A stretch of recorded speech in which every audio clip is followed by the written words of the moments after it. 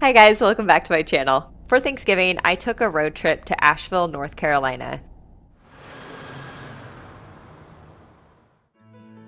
After driving 5 hours, my first stop was to the Biltmore Estate. Well, let's be honest, my first stop was actually to get some food, but it was on the estate. There are many dining options at the Biltmore Estate. I chose Cedric's Tavern, but there are just so many options to choose from. Cedric's is like a pub, so I ordered some fish and chips, which were delicious after a long day of traveling. After grabbing some food, I made my way over to the winery. I explored the wine bar and the gift shop. On the day that I visited, they were not doing any behind-the-scenes tours of the winery, but each daytime ticket does include a complimentary wine tasting, so I took advantage of that. But you do have to make sure that as soon as you arrive to this date that you sign up for a time to do the complimentary wine tasting because those slots do fill up quickly. So all around the winery and certain parts of the estate are signs with a QR code that you can scan and reserve a time for the complimentary wine tasting. For the wine tasting, you can choose 5 different samples of the estate's selection of white and red wines.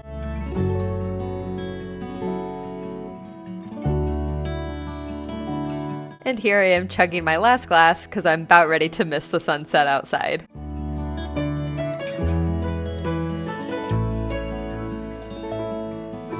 The Biltmore Estate is over 8,000 acres and was purchased as a summer home for George Washington Vanderbilt II and his family. Over the years, it has expanded with a variety of gardens, a conservatory, farmyard, horse barn, winery, and other outdoor activities. So I chose to visit the estate in autumn, which is beautiful with the different fall leaf colors. But one thing it is missing is the gardens in full bloom. So that's something to be aware of if you visit. If you want to see the gardens in full bloom, maybe visit in the summer. But it is beautiful with the different colored leaves and different colors of fall. Being such a plant lover, I had to visit the conservatory. If you've seen some of my videos, you may have noticed that I have kind of a big Monstera deliciosa plant. So seeing that plant in the conservatory that had leaves bigger than my head was just so cool. Houseplants don't typically grow that large. Conservatories are obviously the perfect conditions for plants to grow as they normally would in the wild, which is much larger than what normal houseplants can get.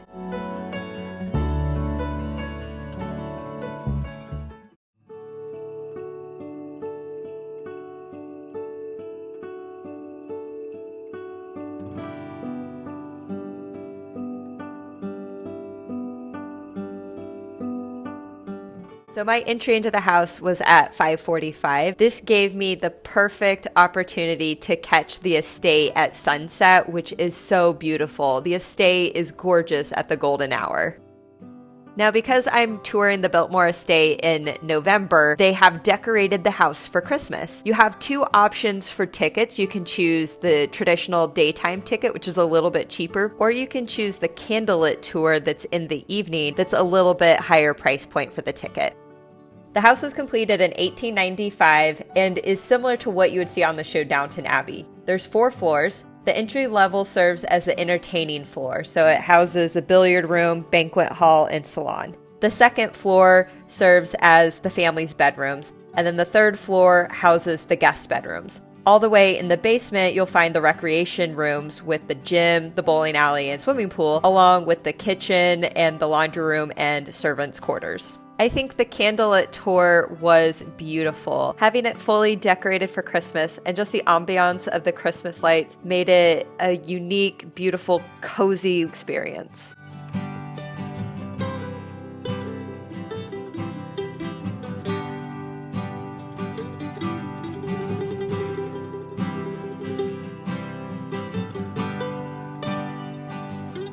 And I swear there is a fireplace on every wall in every corner of this house, which I guess would serve to keep you warm in the cold winter nights since it's such a massive house.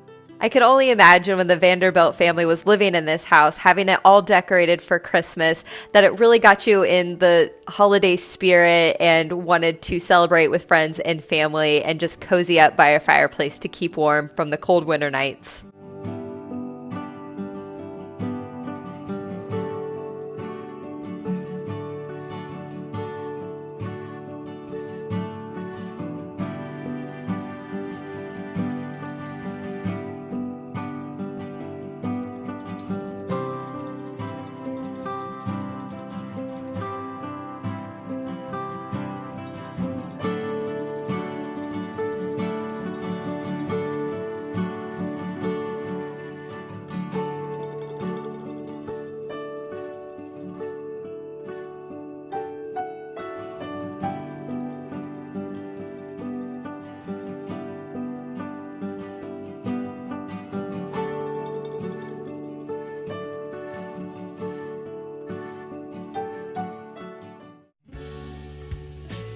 The next day I traveled north of Asheville through the mountains to go horseback riding. And if you haven't been horseback riding at all or in a long time, I think this is a great activity to add to your next trip. You can find these experiences on TripAdvisor, Airbnb experiences, and I think they're just a great way to reconnect with nature, see scenery, and just overall have fun. For this experience, we went riding on trails through the mountains, which was so much fun. They paired us with horses that would be good fits for our personality and experience level, and I think they got it spot on. My horse Sonder, just like me, hates when anyone is walking slow in front of him. Him and I were housed in the middle of the group, and the couple horses that were in front of us were just walking so slow, or at least too slow for his liking, so he kept trying to pass them, which made for an interesting trail ride.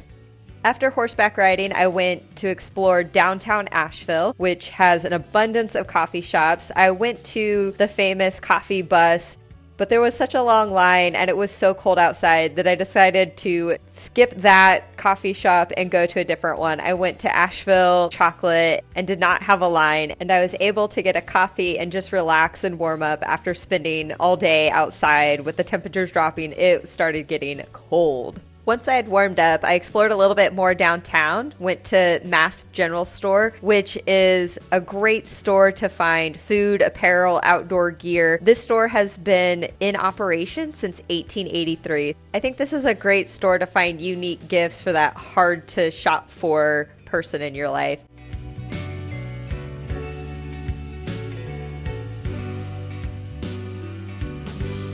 I ended my time downtown having dinner at the Italian restaurant Strada. It's a great restaurant, delicious Italian food.